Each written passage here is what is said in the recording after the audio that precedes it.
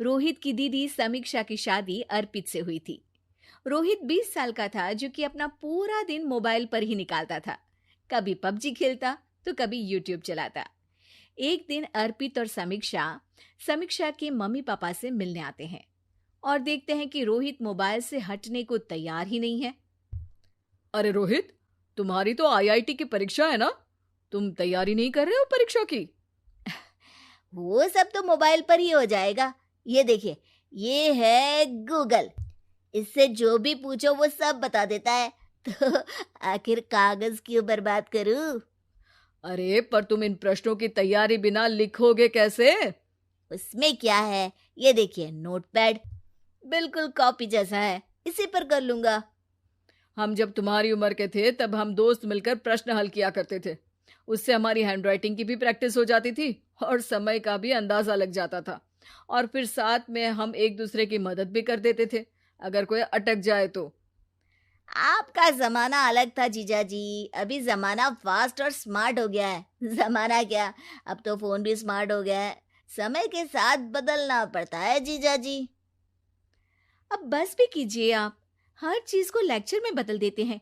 रोहित अच्छा कर लेता है परीक्षा में।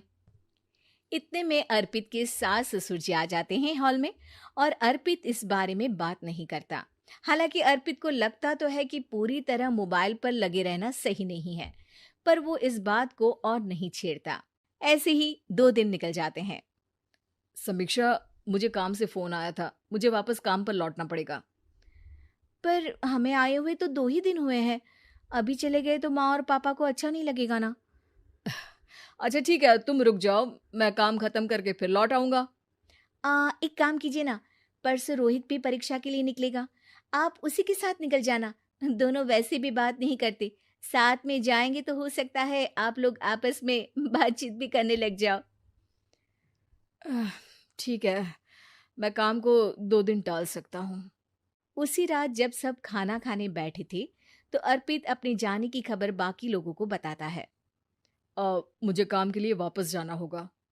अरे बेटा, पर अभी तो तुम आए हो, इतनी जल्दी चले जाओगे? नहीं माँ जी, समीक्षा यहीं रहेगी और मैं जल्दी काम खत्म करके वापस आ जाऊंगा। अब ठीक है, काम भी जरूरी है। वैसे कब निकलोगे बेटा? 2 दिन में। मैंने सुना है कि उस दिन रोहित को भी परीक्षा के लिए जाना है, तो कल मैं दोनों की टिकट करा लेता हूँ बुक। मेरी टिकट रहने दीजिए जीजा जी, मैं तो फोन से ही करवा लूंगा। हाँ, पर कोई दिक्कत हो गई तो? अरे कोई दिक्कत नहीं होती जीजा जी, फोन सब कर सकता है। हमारे फोन के रिचार्ज से लेकर टीवी का रिचार्ज सब रोहित यही फोन से बैठे बैठे कर देता है। अब ये नई चीज तो हमारे समझ के परे है, पर अच्छा है कि रोहित जानता है। हमारी मेहनत इतनी कम हो गई भाई। हाँ, पर अगर टिकट नहीं मिली तो? अर्पित की बात पूरी होने से पहले ही बिजली चली जाती है। अरे ये क्या हो गया, आपने बिजली का बिल भर तो दिया था ना? अरे नहीं, मैं तो भूल गया था। अरे टेंशन मत लो माँ। देखा जीजा जी, आप बिजली का बिल भी भर सकते हो, समय बदल गया है। एक बार फिर अर्पित इस बात पर बहस नहीं करता। अगले दिन जाकर अपनी टिकट करवाता है और पैकिंग कर रहा होता है जब शाम को अचानक से रोहित के चिल्लाने की आवाज आती है। नहीं, प्लीज प्लीज हो जा, ऐसा मत कर यार, प्लीज हो जा। अरे क्या हो गया रोहित? दीदी, सर्वर हैंग हो गया, मेरे टिकट मेरी टिकट नहीं हो पाई दीदी। क्या मतलब टिकट नहीं हो पाई? इतने में वहां रोहित के मम्मी और पापा भी आ जाते हैं। अरे क्या हो गया? माँ, मेरा टिकट नहीं हो पाया, सर्वर डाउन हो गया। अरे पर तूने तो बोला था कि हो जाएगा। हो जाता है, पर अब क्या करूं, ये क्या हो गया? अब कल की तो कोई बस भी नहीं है, ना ही अब टिकट मिलेगी ट्रेन की कल के लिए। मुझे तो कोई रास्ता नहीं दिख रहा। अब फिर लगता है मेरा ये साल बर्बाद हो जाएगा। घर पर एकदम से दुख का माहौल छा जाता है और सब रोहित को डांटते हैं, पर इतने में अर्पित वहां आ जाता है। आप सब रोहित को क्यों डांट रहे हैं?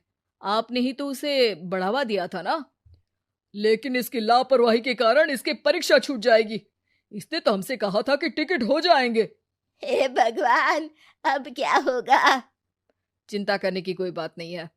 मैंने एक एक्स्ट्रा टिकट करवा ली थी। मैं समझता हूँ कि मोबाइल हमारा ही काम आसान करने के लिए है, पर उस पर ही पूरी तरह से निर्भर होना तो गलत बात है ना।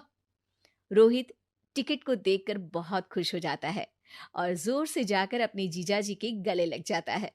सॉरी जीजाजी, मुझे आपकी बात ध्यान से सुननी चाहिए थी, पर थैंक यू सो मच।